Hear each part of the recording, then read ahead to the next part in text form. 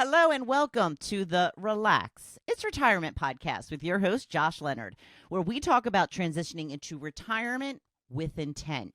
I'm Wendy McConnell. Hi, Josh. How you doing?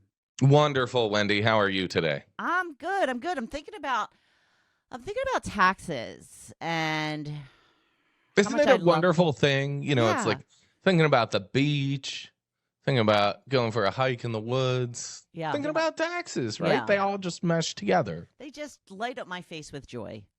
Yeah. So, I know that we have to pay taxes, and I know that we get things for our taxes, and I'm grateful for that. But we don't want to have to pay more than we actually need to, right? That's the whole point. Agree. And I think taxes, kind of like investing, becomes this like really confusing world where people say things and you're like, yeah, okay. Like, I don't want to sound like I don't know what's going on, but I don't know what you just said at all. Right. And a lot of it is just creates misconceptions that causes people to make poor decisions, right? Yeah. That's what happens when we don't have good information. So today we're going to talk through a concept that we call the tax triangle. So a simplified way to think about different types of assets that you have. So the first one would be taxed always, taxed later, and then at the top of the triangle, the best, is taxed never. Never. So, never. That's the best, right? If we have Yeah. money in that top of the triangle, we don't have to worry about the tax impacts. Okay, how do I get all my money in that triangle? Well, you got to pay a lot of tax to do it. There is limitations on how we get things into each. But if we start saying things like Roth qualified accounts, non-qualified accounts, sometimes that jargon gets lost, right? Well, they said Roth, but I don't know if that's tax-free. Let's put all my money there. Well, you have to pay taxes to get the money in there. Okay. So once it's in there, then it becomes a taxed never asset. Okay. I can asterisk all of these, but in general, we want to have more tax efficient assets. So we need to think through a framework of how do we classify our assets and how do we try to move them to a higher point in the triangle if it makes sense to do so. All right. I think one of the questions that sort of was a long-term foundation of retirement planning was we're going to put money into our 401k or IRA because after we retire, we are certainly going to be in a lower tax bracket. What my dad always said. Yep. Yeah. So, Wendy, once you retire, are you going to spend less money? Probably not. Yeah, that's how most people feel, right? If anything, you're going to play more pickleball. You're going to go to more concerts, right? Traveling more. Yeah, right. So, especially in your early years of retirement, when you still have your physical ability and you feel good, you feel like doing things, you're going to go out and do more. So you might be spending more. Sometimes we say that, once you're in retirement, every day is like Saturday. Right. For me, Saturday is a day that maybe we go out, do something fun with the kids, go to the grocery store. If the kids need new shoes or something, we go and do all of that on one day of the week. So our expenses skyrocket for that one day. Well, when you're retired, you don't have to do it all in one day. You could do that every day. Now, I hope you're not doing all that stuff every day. Of course, that's an extreme example, but right. We need to be aware of that. So if we go back to that tax triangle, when we think of three different types, if we think of taxed always, that's going to be things like your savings account or taxable investment accounts. So if you earn money from a paycheck, you pay money on that, and you put it into your savings account. Now, even though the Fed just lowered rates again, a really good savings account now can be paying around 4%. That 4% interest you're paying taxes on each and every year. So it's always taxed. You paid money when you earn the money, and then you're being taxed on that as you earn more money on that money.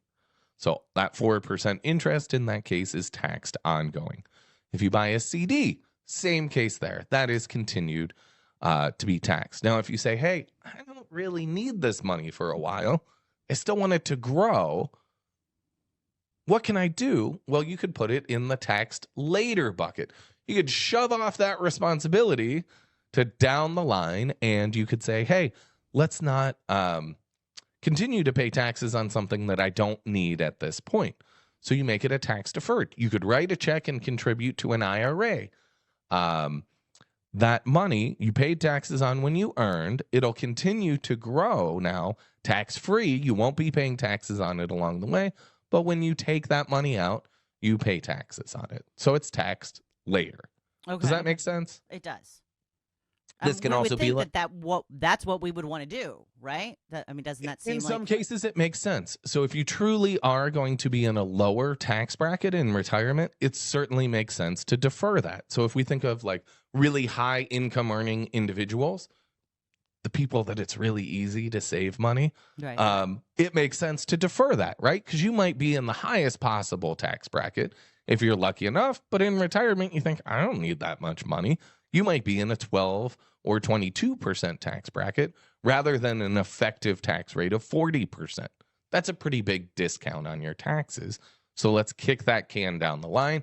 Let's try to reduce the amount of taxation now when we're in a higher tax year and then take it out later in a lower tax year. In the tax later assets, there is that benefit of compounding growth of it not being taxed along the way. If we think of the taxed always versus the taxed later, if we're earning interest each and every year, but part of that's going back to Uncle Sam, it's not compounding in the same manner. A 4% rate there, if we're given 10% of that to Uncle Sam, it's not really a 4% rate. In the taxed later bucket, we get that advantage that there's not that tax drain on the account, so we can grow a larger balance. Now, the problem is if you grow a huge balance in your taxed later bucket and you decide, I am sick of the cold weather up north, I am moving south, I'm too old for this, I need to play pickleball year round, and I cannot do that up north. What do? We need to take a lump sum of money out. If all of our money is in that taxed later bucket, now we're going to get a huge tax bill. We might bump ourselves up into an effective tax rate of 40%, and we're pretty much giving half of it to Uncle Sam. Wow. So although you have the higher balance, it's not really all yours. Now, if we're strategically taking that over time at a lower tax rate, as we mentioned before, if you went from a really high tax rate to a lower tax rate, that can be a great asset to have. You had the advantage of compounding growth without that tax cost taking away from that growth. So that can be beneficial. Now, at the top of the triangle, our taxed never, if during our working years we were able to put enough money away to a Roth IRA or a Roth 401k, we'll be able to take that money out for that down payment on the house or to get the dedication on the pickleball court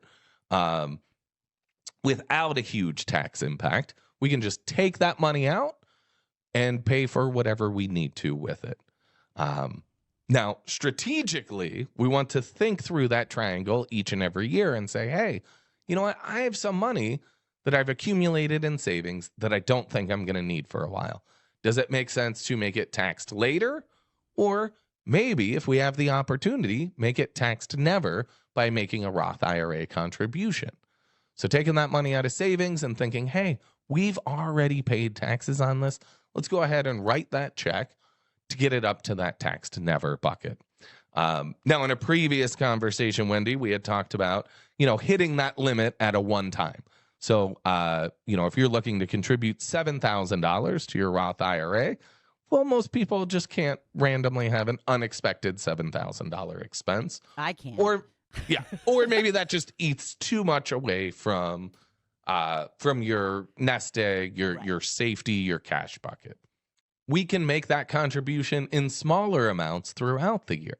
So maybe once a month we're making a $300 contribution there or a $500 contribution there. So instead of writing one big check, we're putting a little bit there over time. Okay. In retirement, we want that tax diversification. We want to know that we have some assets we can tap into without a lot of tax friction.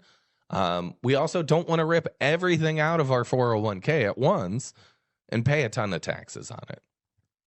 That would not be good. You okay there, pal? Yeah. I'm just breathe for a minute there. I know. Yeah. Take your time. Yep. I'm not sure where you are on the sheet. Oh, I'm all over the place on the list. So. That's why I'm lost. I know. I was just looking at it. I'm like, well, I'm not really. I'm just kind of anyway there. So, we will just kind of keep talking through it. Okay. Just kind of go with it. Right. All right. We're at 10 minutes, so we're making strides. Yeah, absolutely. One common situation, Wendy, that we'll see with clients is we look at their investment accounts and we can see they own a lot of things like dividend paying stocks or bonds. And this is a taxed always account. Well, they're still working. They don't need that dividend income now. Maybe they're just reinvesting it. That bond yield, they also don't need. It's just being reinvested. Well, we are paying taxes on that money each and every year, so it's not compounding at the same rate. We're causing ourselves a bigger tax problem. So we can look to be more efficient with that money by, again, moving a portion of it up to the taxed never or the taxed later bucket. There's also things we can do within portfolio management, within those actual investments to reduce the taxation. Instead of owning dividend-paying stocks that are predictably, in most cases, supplying some level of income to the portfolio, we could look at more growth-oriented stocks, those that aren't producing income on an ongoing basis, rather that companies reinvesting into their assets to continue to grow the stock. Makes sense. I like that. I think another big pitfall that we see in tax management in retirement is by putting too much into that taxed never, we can have forced withdrawals from that account in an amount higher than we need. So that can push us up into a higher tax bracket. Right. So we're always having to check everything all the time. That's what it seems like, right? Because things are always changing. Ongoing monitoring is really important with our finances. We all knew that from the beginning, right? I don't know if you have any images of your parents like balancing a checkbook, but my mom, it was always the little flip checkbook. Yep. She had her ledger up top, and I have these very clear memories of being a kid in the grocery store, and she's picking up grocery items, and she's looking at that check balance. And you get closer to the checkout, and she's, well, you know what?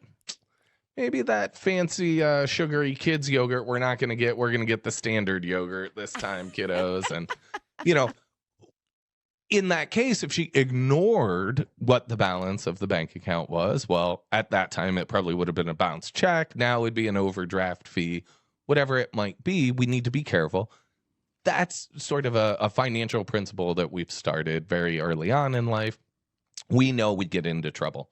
As we transition into retirement and start planning for retirement, there becomes a lot more factors. So working with someone that can help monitor that is going to be a pretty big asset for you as retirement progresses. I think one of the questions that we had brought up before was, will you really be in a lower tax bracket later on in retirement? Depending on your lifestyle and where tax brackets are will really dictate that. If we think of the position we're in now as a country, we are set to have higher tax rates on January 1st, 2026. Our current tax brackets will revert to our prior tax brackets. So if you're in, let's say, a 22% tax bracket now, that would revert to 25%. You're going to pay 3% more in taxes on the income in that tax bracket. Okay. Common misconception we hear as I say things like that, like, oh, well, your 22% tax bracket is going to go up to 25. Well, it also matters how much money is falling in that tax bracket. It is a bracketed system. It's not one flat rate. So commonly people say, oh, well, I pay this much. Well, you don't on all the dollars. We all pay the same amount progressively as we go up in income. So for earned income, we all fill up the 0, 10, 12, graduate up to the 22. We all fill those same tax brackets just the same. It's just the next dollar. How much are we paying on the next dollar? So if you're midway through a tax bracket, we know if we add a little bit or subtract a little bit from income, it's not going to make that much of a difference. In retirement, we have a lot of clients that, due to Social Security and maybe spending some savings, they're able to stay in the 12% tax bracket. If it's end of year and they need a couple thousand extra dollars, it might even make sense to put it on a credit card and pay it off in January, because if it bumped them up to 22%, they're going to pay 10% more, or 10 cents on the dollar more in taxes. So we have to be careful there and manage our tax brackets appropriately. Huh. All right. All I heard was Josh said I can use my credit card in December, so that's what I'm going to do. Well, you wouldn't be the only one. Speaking of financial pitfalls, one strategy is not to just charge up the credit card in the month of December and then wait for your tax refund to pay it off. Stop looking at my accounts. Yeah, that one I've heard too much. And I'm like, you realize the IRS is not paying you 20% interest that your credit card is charging you in that meantime. Yeah.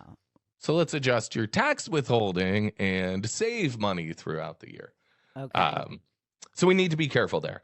I think doing some level of Roth contribution, Roth conversion, also contributing to accounts like an HSA account that allows you triple tax-free benefit.